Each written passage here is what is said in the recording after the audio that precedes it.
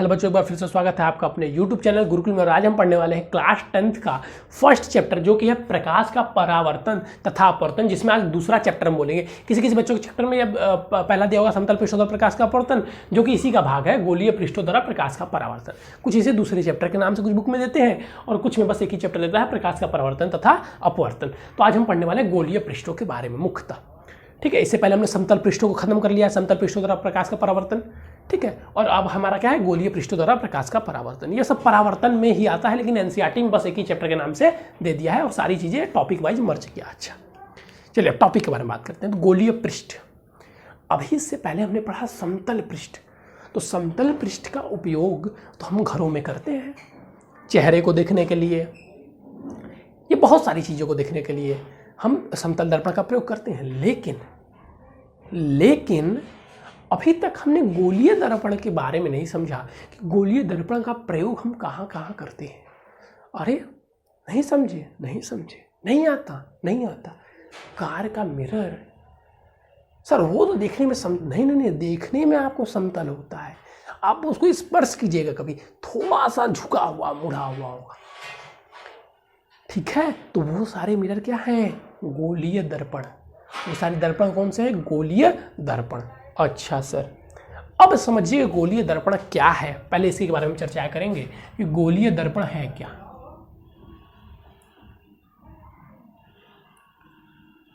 देखिए गोलीय दर्पण भी क्या है, एक कांच का, जैसे क्या होता था वो पहला समतल दर्पण, एक कांच का भाग होता था जिसके पीछे कलई किया जाता था। ठीक उसी प्रकार गोलीय दर्पण भी एक कांच का ही भाग है जिसके ऊपर कलई करके हम उसे दर्पण बना देते हैं। लेकिन डिफरेंस कहाँ पे आ जाता है, डिफरेंस इसमें तब आ जाता है कि ये एक गोले के जैसे गोला कांच हम ले लेते हैं। ठीक है, सिंपली एक कैसे आपको टॉपिक एक एग्जांपल, कुछ ऐसा गोला जिसे हम कट करते हैं, क्या समझाऊं मैं आपको, एग्जांपल समझ में नहीं आ रहा है। एक सेव ले लीजिएगा, गोला नहीं होता है जबकि ले लीजिएगा और उसको फिर कट कीजिएगा चाकू से, तो एक भाग निकलेगा कट करने के बाद से। ठीक है, उसी प्रकार एक गोला होता है। देखिए एक गोलीय कांच है, यहीं पे समझिए, छोड़िए आपसे वो कॉन्सेप्ट। ये क्या है, गोलीय कांच है। हमने इसके दो पोर्शन से यहाँ कट किए। क्या कर दिए, कट किए। कट करने वाला जो आता है ना डायमंड, उससे कट किया, डायमंड वाले चाकू से कट किए। तो कट करने के बाद से हमें कैसा मिला, एक पार्ट ऐसा मिला और दूसरा पार्ट कुछ ऐसा मिला। कैसा मिला, एक पार्ट कुछ ऐसा मिला और दूसरा पार्ट कुछ ऐसा मिला, दूसरा पार्ट कुछ ऐसा मिला। तो अब हमने क्या किया, हमने कहा कि ये तो दोनों जो है, ठीक समझे, तो एक ही प्रकार है। अगर इसको मुंह दे तो इसमें अंतर कैसे किया जाए, तो हमने बोला हम क्या करते हैं ना कि एक के बाहर की ओर पॉलिश कर देते हैं।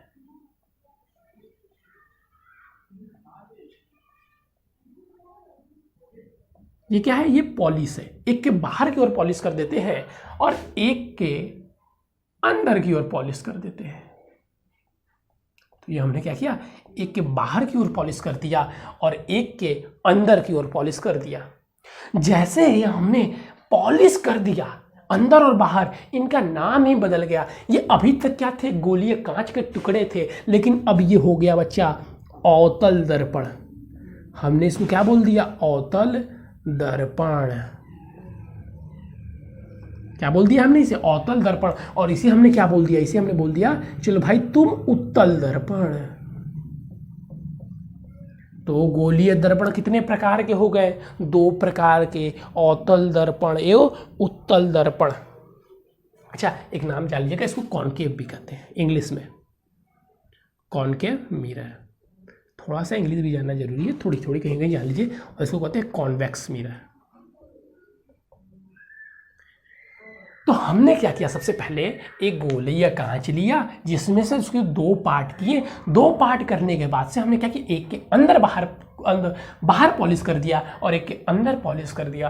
तो वो क्या मिल गया हमें, वो हमें मिल गया क्या, वो हमें मिल गया सर अवतल और उत्तल दर्पण। इसका एक बेसिक सा एग्जांपल समझिएगा, चम्मच ले लीजिएगा, चम्मच, ये देखिए, जब किसी पृष्ठ के अंदरूनी भाग से, जब किसी कांच के कटे हुए के अंदरूनी भाग से परावर्तन होगा तो ये देखिए हो गया अवतल दर्पण।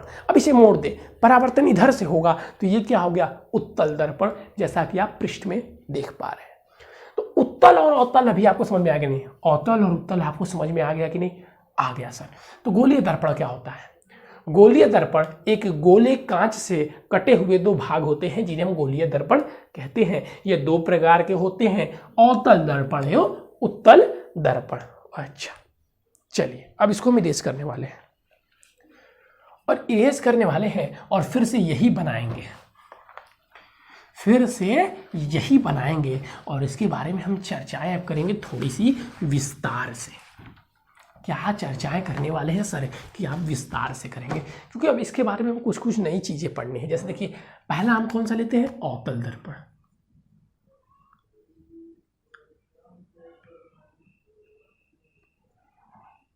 और इधर क्या हो गया, उत्तल दर्पण। उत्तल दर्पण, अवतल दर्पण और उत्तल दर्पण कैसे बनेगा? अवतल दर्पण में सर कुछ मत बनाइए, बस ऐसे बनाइए।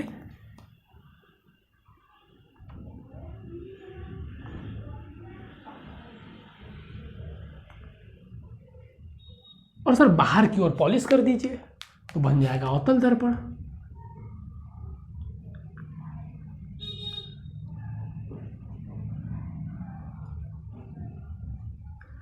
उत्तल दर्पण कैसे बनाए सर जी? इसको भी कुछ मत कीजिए, बस ऐसे बना दीजिए और अंदर की ओर पॉलिश कर दीजिए। सी टाइप में बनाना है।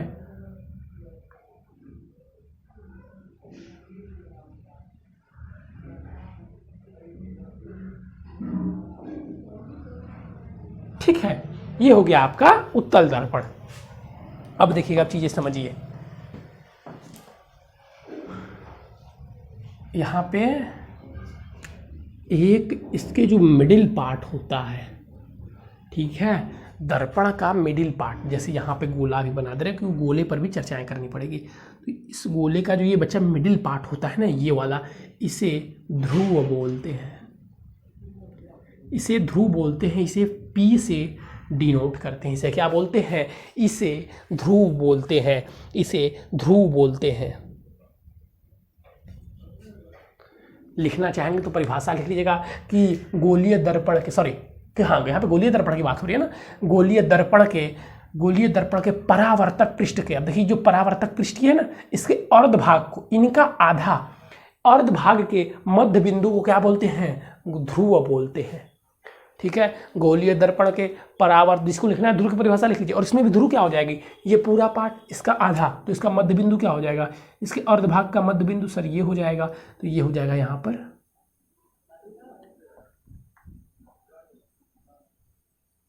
ध्रुव। इसे किसे रिप्रेजेंट करेंगे? पी से।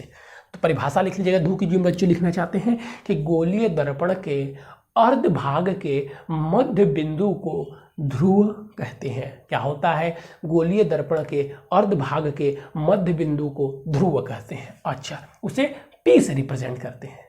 ठीक है, बहुत बढ़िया।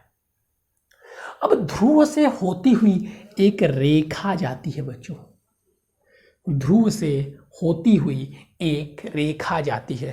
क्या होती है? ध्रुव से होती हुई। अच्छा चलिए, अभी रेखा मत लेके जाइए आप लोग, अभी देखिए रेखा मत लेके जाइए। अब लिखिए, एक बिंदु होता है वक्रता केंद्र। बिंदु कौन सा होता है? वक्रता केंद्र। वक्रता केंद्र जिसे हम सी से रिप्रेजेंट करते हैं, जिससे हम सी से रिप्रेजेंट करते हैं। केंद्र क्या होता है? तो दर्पण, जैसे एक गोला है तो इसका कोई केंद्र होगा, इसी को सी से रिप्रेजेंट करते हैं और यही केंद्र वक्रता केंद्र होता है। वक्रता केंद्र गोलीय दर्पण के, वक्रता केंद्र गोलीय दर्पण के, वक्रता केंद्र उस गोले का केंद्र होता है। वक्रता केंद्र की परिभाषा जो लिखना चाहते हैं वो क्या लिखेंगे? वक्रता केंद्र उस गोले का केंद्र होता है। वक्रता केंद्र उस गोले का केंद्र होता है जिसका वो दर्पण भाग है, अर्थात इसको कट कर दिए और ये दर्पण हम ले लिए यहाँ पे, तो इसका जो केंद्र है इसको क्या बोलते हैं, वक्रता केंद्र। तो वक्रता केंद्र क्या होता है बच्चों, वक्रता केंद्र वह केंद्र होता है, वक्रता केंद्र वह केंद्र होता है जो जो जो जो उस गोले का, वक्रता केंद्र उस गोले का केंद्र होता है जिसका भाग दर्पण है। अच्छा, अब इस वक्रता केंद्र को इस बिंदु P से मिला दीजिए। ठीक है, वक्रता केंद्र को ध्रुव से मिलाने वाली रेखा को मुख्य अक्ष कहते हैं। मुख्य अक्ष, क्या बोला मैंने, वक्रता केंद्र को ध्रुव से मिलाने वाली रेखा को मुख्य अक्ष कहते हैं। वक्रता केंद्र को ध्रुव से मिलाने वाली रेखा को मुख्य अक्ष कहते हैं और इस दूरी को R से रिप्रेजेंट करते हैं, इसे वक्रता त्रिज्या कहते हैं बच्चों, वक्रता त्रिज्या क्या कहते हैं, इसे वक्रता त्रिज्या कहते हैं। पहले सुनो, वक्रता केंद्र इस रेखा को, तो ये रेखा बीच से ही लगाओ, वक्रता केंद्र को ध्रुव से मिलाने वाली रेखा को क्या कहते हैं, वक्रता केंद्र को ध्रुव से मिलाने वाली रेखा को, वक्रता केंद्र को ध्रुव से मिलाने वाली रेखा को मुख्य अक्ष कहते हैं। ये जो रेखा समतल दिखाई दे रही है ये मुख्य अक्ष कहलाती है। क्या कहलाती है, मुख्य अक्ष। और वक्रता केंद्र और मुख्य अक्ष के बीच की दूरी को वक्रता त्रिज्या कहते हैं, ऐसे भी बोल सकते हैं, या वक्रता त्रिज्या उस गोले की त्रिज्या है जिसका वह दर्पण भाग है। ये जो त्रिज्या R है वही वक्रता त्रिज्या है, तो ऐसे ही बोलेंगे तो ज़्यादा अच्छा है। वक्रता त्रिज्या उस गोले की त्रिज्या है जिसका यह दर्पण भाग है। अभी मैं फिर से एक बार रिपीट कर रहा हूँ, जो चीज़ें बोला। पहला, ध्रुव दर्पण के परावर्तक पृष्ठ के अर्धभाग का मध्य बिंदु को ध्रुव कहते हैं। किसी गोलीय दर्पण के परावर्तक पृष्ठ के अर्धभाग के मध्य बिंदु को ध्रुव कहते हैं। ठीक है, फिर एक बिंदु आता है वक्रता केंद्र, जो दर्पण से कुछ दूरी पर होता है। उसकी परिभाषा क्या होती है, तो वक्रता केंद्र उस गोले का केंद्र होता है, वक्रता केंद्र उस गोले का केंद्र होता है जिसका स्वयं दर्पण भाग है। वक्रता केंद्र उस गोले का केंद्र होता है जिसका स्वयं दर्पण भाग है। तीसरा पॉइंट, मुख्य अक्ष क्या होता है, तो वक्रता केंद्र तथा ध्रुव को मिलाने वाली रेखा, वक्रता केंद्र और ध्रुव को मिलाने वाली रेखा को मुख्य अक्ष कहते हैं। बहुत बढ़िया। फिर आता है वक्रता त्रिज्या। तो वक्रता त्रिज्या उस गोले की त्रिज्या होती है, वक्रता त्रिज्या उस गोले की त्रिज्या होती है जिसका दर्पण स्वयं भाग है। वक्रता त्रिज्या उस गोले की त्रिज्या होती है जिसका स्वयं दर्पण भाग है। अब इसमें एक पॉइंट और पढ़ना है, फोकस। F से डिनोट करते हैं, इसको फोकस बोलते हैं। ठीक है, F से डिनोट करते हैं और इसे फोकस बोलते हैं। फोकस क्या होता है, तो वक्रता त्रिज्या की आधी दूरी को फोकस कहते हैं। ये देखो याद रखना, जैसे वक्रता त्रिज्या पूरी ये थी, ठीक है, इसको C से रिप्रेजेंट करते थे, इसको भी वक्रता त्रिज्या को ये R से रिप्रेजेंट करते हैं। ये क्या है, C है, तो ये दूरी R, ये C वक्रता केंद्र से आधी दूरी पर स्थित बिंदु को क्या कहते हैं, फोकस। और वो क्या होता है, वो फोकस होता है वक्रता केंद्र से कितनी दूरी पर होता है, आधी दूरी पर। वक्रता केंद्र से कितनी दूरी पर होता है बच्चों, वक्रता केंद्र से आधी दूरी पर होता है। अब इसकी परिभाषा कैसे लिखेंगे, फोकस की परिभाषा, तो दर्पण के मुख्य अक्ष के समांतर आने वाली किरण जिस बिंदु पर काटती है उसे मुख्य फोकस कहते हैं। इसे मुख्य फोकस या फोकस भी कहते हैं, जो भी कहते हैं। कैसे लिखेंगे, अगर फोकस आएगा तब भी ये लिखेंगे और मुख्य फोकस आएगा तब भी ये लिखेंगे। क्या लिखेंगे कि दर्पण के मुख्य अक्ष के समांतर चलने वाली किरण, दर्पण के ये मुख्य अक्ष है तो समांतर चलने वाली किरण परावर्तन के पश्चात दर्पण के जिस बिंदु से होकर जाती है उसे दर्पण का मुख्य फोकस या फोकस कहते हैं। ये सारी टॉपिक आपको समझ में आ जानी चाहिए बच्चा, ये सारी टॉपिक आपको समझ में आनी चाहिए। जैसे इसमें भी देखें तो इसमें क्या हो जाएगा, ये ध्रुव हो गया, इसका कहीं पे देखिए, अच्छा ये गोला ऐसे बनेगा तो इधर ध्यान देंगे तो परावर्तक पृष्ठ की ओर R है, लेकिन इसका वक्रता केंद्र किधर होगा, गोला इसका ऐसे बनेगा तो इधर होगा, परावर्तक पृष्ठ की तरफ नहीं होगा, विपरीत पृष्ठ की तरफ, जैसे गोला बनेगा उधर होगा। तो उत्तल दर्पण का जो हम देख रहे हैं ये क्या है, पृष्ठ की तरफ नहीं है, परावर्तक पृष्ठ की तरफ, उधर है जिधर पॉलिश किया हुआ है। अच्छा सर, फिर इसको ऐसे मिला देंगे तो इधर तक पूरा मिलाएंगे, पूरी दूरी मुख्य अक्ष हो जाएगी। अरे लो, इसमें तो अब परिभाषा वो आपका फेल हो जाएगा कि मुख्य अक्ष की, हाँ वही चलेगा, कोई दिक्कत नहीं ऐसे, ठीक है, वही चीजें चलेंगी। मुख्य अक्ष किसे बोलते हैं, तो गोले के दर्पण के ध्रुव तथा वक्रता केंद्र को मिलाने वाली रेखा को ही दर्पण का मुख्य अक्ष बोलते हैं। यहाँ पे मिल ही रहा है ना दोनों, ठीक है। तो ये मिलाकर इसमें आगे बढ़ा देंगे क्योंकि इस परावर्तक पृष्ठ की यहाँ पे बात हो रही है। फोकस कहाँ रहेगा, आधी दूरी पर। ये क्या हो गया, ये मुख्य अक्ष हो गया। यहाँ पे अब क्या हो जाएगा, ये फोकस, और आधी, ये पूरी दूरी कितनी होती है, वक्रता त्रिज्या, जिसे हम आर से डिनोट करते हैं। सारी चीज में आपको पढ़ना है उत्तल दर्पण के बारे में। तो ये इतनी चीजें, इतनी डिफिनीशन अगर आपको समझ में आ गई हो तो अब मैं आपको आज बहुत ही इंपॉर्टेंट चीजें समझाने वाला हूँ। इंपॉर्टेंट चीजें समझाने वाला हूँ, ठीक है। उस चीज़ों को समझिएगा और फिर कल मैं उससे भी ज़्यादा इंपॉर्टेंट पॉइंट के बारे में बात करने वाला हूँ बच्चा।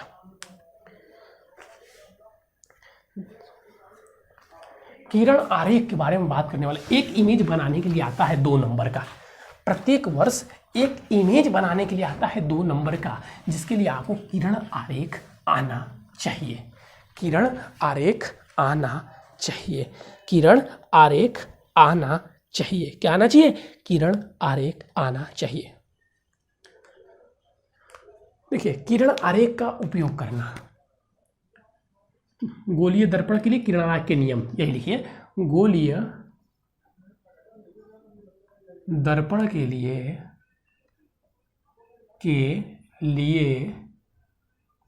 किरण आरेख के नियम।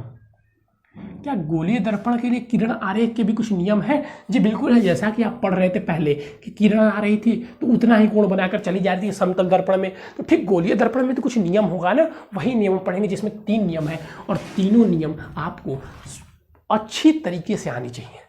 नियम नंबर 1, पहला नियम बता रहा हूं, नियम नंबर 1, कोई भी गोलीय दर्पण है, चाहे वो, ये आपका क्या हो गया, बाहर की ओर पॉलिश है तो अवतल, अंदर की ओर पॉलिश है तो उत्तल, अंदर की ओर पॉलिश है तो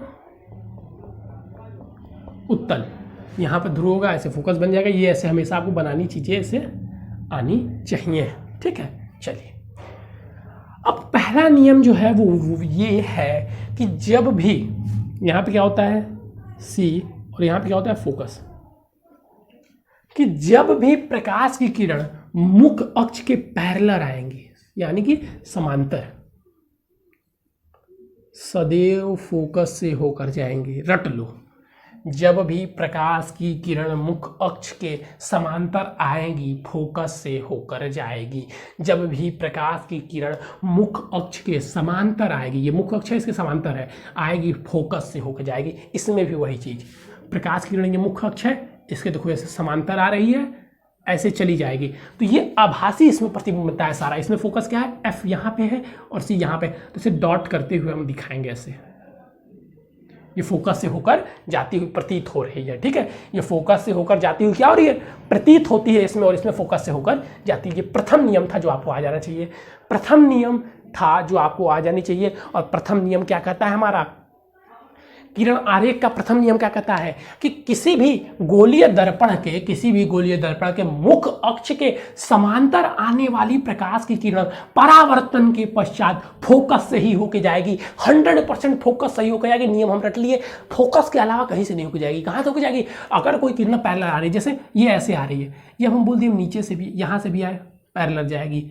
यहाँ से भी आए फोकस से होकर जाएगी, यहाँ से भी आए फोकस से होकर जाएगी, यहाँ से भी आए फोकस से, कहीं से आए बस समांतर आए, कहाँ से होकर जाएगी, फोकस से होकर जाएगी। कहाँ से होकर जाएगी, फोकस से होकर जाएगी। कहाँ से होकर जाएगी, फोकस से होकर जाएगी। मुझे विश्वास है कि आप अच्छी तरीके से इस नियम को रट लिए होंगे। इसीलिए मैं आज आपको इसको इतनी अच्छी तरीके से समझा रहा हूँ कि फिर कल क्या समझाऊंगा जानते हैं? कल प्रतिबिंब बनना, और कल 6 प्रतिबिंब आपको बनाऊंगा जिसमें से 1-2 नंबर के प्रत्येक वर्ष आते हैं और वो आएंगे ही। तो आपको इसीलिए पहले ये अच्छे से पता होना चाहिए, तभी आप कल की क्लास अच्छे से कर पाएंगे। नियम नंबर 2, ये क्या कहता है? नियम नंबर 2, दर्पण बनाइए जो कहता है, सुनेंगे। ऐसा एक दर्पण और उत्तल अवतल, पॉलिश सर जी बाहर मारिए, ये बन गया अवतल दर्पण। उत्तल बनाना है सर जी, पॉलिश अंदर मारिए। ऐसे सर जी एक लाइन खींच दीजिए, बीच से होती हुई मुख्य अक्ष, यहाँ पे हो गया वक्रता केंद्र, यहाँ पे हो गया फोकस, कुछ लंबा बना दिया जाते हैं। यहाँ पे हो गया सर जी वक्रता केंद्र, यहाँ पे हो गया फोकस, यहाँ पे हो गया सर जी वक्रता केंद्र, और यहाँ पे हो गया और ये यहाँ पे हो गया फोकस। वक्रता केंद्र की आधी दूरी पर क्या होता है? फोकस होता है। रट लो, वक्रता केंद्र की आधी दूरी पर क्या होता है? फोकस। अब द्वितीय नियम हम लोग पढ़ रहे हैं, जस्ट उसके विपरीत। अगर कोई प्रकाश की किरण फोकस से होकर जाती है तो परावर्तन के पश्चात दर्पण के समांतर, मुख्य अक्ष के समांतर हो जाएगी। जा रही कहाँ से है? फोकस से। परावर्तन के पश्चात मुख्य अक्ष के समांतर हो जाएगी। ठीक इसी प्रकार इसमें भी कहाँ जा रही है? ये ऐसे देखिए, फोकस से जा रही है, ऐसे निकल जाएगी। ये ऐसे प्रतीत होगी आपको कि ये फोकस से जा रही है। हो कैसे गई बच्चा? हो गई दर्पण के समांतर। अर्थात क्या? अर्थात ये कि अगर कोई प्रकाश की किरण फोकस से होके जाएगी, अगर कोई प्रकाश की किरण किसी गोलीय दर्पण में फोकस से होके जाएगी तो परावर्तन के पश्चात वो दर्पण के समांतर हो जाएगी। आपको शब्दों में लिखना है, शब्दों में लिखिए, फिगर बना के समझना है, किसी भी तरह समझिए, लेकिन समझिए, नहीं तो 2 नंबर छोड़ देंगे आप अपना। सुनिए, जब प्रकाश की किरण फोकस से होके जाएगी तो परावर्तन के पश्चात दर्पण के समांतर हो जाएगी। अब चाहे हम कितनी भी किरण लेके जाएं फोकस से, देखिए ये भी हम लेके जा रहे हैं फोकस से, परावर्तन हुई, समांतर हो गई। हम बोले ये भी हम लेके जा रहे हैं फोकस से, परावर्तन हुई, समांतर हो गई। तो चाहे कितनी भी किरण ले जाए, बस फोकस से जाएगी तो परावर्तन होगा, और परावर्तन होने के बाद समांतर हो जाएगी। किसके? मुख्य अक्ष के। ये मुख्य अक्ष के समांतर हो जाएगी। फोकस से लेकर जाएंगे, परावर्तन होगा, परावर्तन के बाद मुख्य अक्ष के समांतर हो जाएगी। इतना चीजें तो आपको अब समझ में आ गई होंगी। 2 नियम जो एक दूसरे के जस्ट अपोजिट थे, 2 नियम जो एक दूसरे के जस्ट अपोजिट थे। बिल्कुल सर, समझ में आ गया। अब एक लास्ट नियम है, तीसरा नियम। अब एक लास्ट नियम है, तीसरा नियम, जिसको नियम संख्या 3 दे दीजिएगा, और फिर से वही काम कर लीजिए। तब दर्पण बना लीजिए, ये बाहर की ओर बन गया अवतल, कॉनकेव मिरर बोले तो, और अंदर की ओर बन गया उत्तल। चलिए लाइन खींच दे, ये हो गया मुख्य पक्ष, ये भी लाइन खींच दे, यहाँ पे हो जाएगा हमारा सेंटर ऑफ मतलब वक्रता केंद्र, और ये हो गया फोकस। यहाँ पे हो गया वक्रता केंद्र और ये हो गया फोकस। अब ये तीसरा नियम क्या बोलता है कि अगर कोई प्रकाश की किरण वक्रता केंद्र से होती हुई जाएगी, कहाँ से अब जा रही है? वक्रता केंद्र से होती हुई जाएगी, तो ये अपने उसी मार्ग में वापस लौट जाएगी। चाहे हम यहाँ से भी लेके देखे जा रहे हैं, तो ये dot dot dot dot dot dot dot dot, ये ऐसे आई और ऐसे ही निकल गए। समझ लीजिए भाई, अगर कोई प्रकाश की किरण वक्रता केंद्र से होती हुई जाती है तो वो परावर्तन के पश्चात उसी मार्ग में वक्रता केंद्र से होती हुई ही वापस लौट जाएगी। जैसे आएगी वैसे ही चली जाएगी। कब? जब प्रकाश की किरण दर्पण के वक्रता केंद्र से होकर आती है,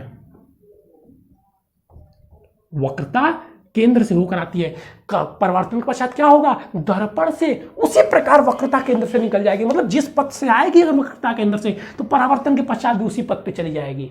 परावर्तन के पश्चात उसी पथ पे चली जाएगी। जैसे समतल दर्पण में होता था, क्या होता था कि अगर कोई प्रकाश किरण 90 डिग्री पे आती थी, लंबवत आती थी, तो परावर्तन के पश्चात उसी पथ पे 90 अंश पे ही लौट जाती थी। मतलब ऐसे आई ऐसे चली गई। ठीक उसी प्रकार गोलीय दर्पण में क्या होता है, अगर वक्रता केंद्र से आई तो परावर्तन के पश्चात वक्रता केंद्र से ही जाएगी।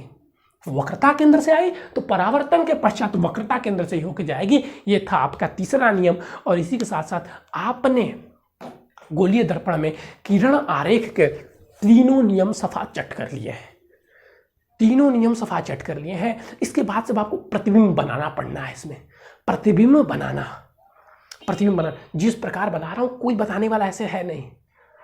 उलझा के लंबी कॉपियां भरवाएगा और इतनी आसान तरीके से नहीं समझाएगा। तो चीज़ों को समझिए, अपनी भाषाओं में लिखिए, क्योंकि इसका लिखने से कोई तात्पर्य नहीं है, इसको समझने से तात्पर्य। ये बनाने के लिए आता है, लिखने के लिए नहीं आता, बनाने के लिए आता है। तो आप अपनी भाषा में लिखिए और इसको बनाना सीखिए बस। ठीक है, तीनों नियम को बार बार रिवाइज करेंगे। कल जब हम लेंगे फिजिक्स का इसका दूसरा क्लास, तो उसमें इसका बहुत इंपॉर्टेंट है। तो चलिए बच्चों, आज के लिए बस इतना ही। Thank you, have a nice day. एक बात बोलना चाहूँगा कि अगर आप क्लास 10th के बच्चे हैं और हमारे वीडियो को पहली बार देख रहे हैं, चैनल को सब्सक्राइब नहीं किया, ध्यान सुनिए। ये बैच हमारा 2023 का, हम टेस्ट भी लेते हैं। तो अगर आप हमसे जुड़े नहीं हैं, फ्री ऑफ कॉस्ट बैच चल रहा है, जुड़े नहीं हैं, तो पहले चैनल को सब्सक्राइब कर ले, फिर वीडियो को लाइक कर दे, और फिर डिस्क्रिप्शन में एक व्हाट्सअप नंबर दिया होगा, तो हमसे व्हाट्सअप से भी जुड़ जाए। व्हाट्सअप से आप जुड़ेंगे तो आप टेस्ट दे पाएंगे, नोट्स पा पाएंगे, ये सारी सुविधाएं आप ले सकेंगे। तो चलिए बच्चों, आज की बस इतना ही। Thank you, have a nice day.